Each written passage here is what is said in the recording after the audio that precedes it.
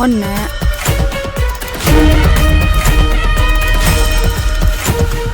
2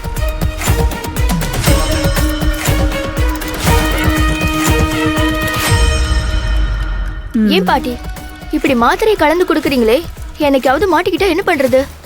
முதல்ல மாட்டிக்காம இருக்கிறதுக்கு என்ன பண்ணணுமோ அதை பண்ணணும்.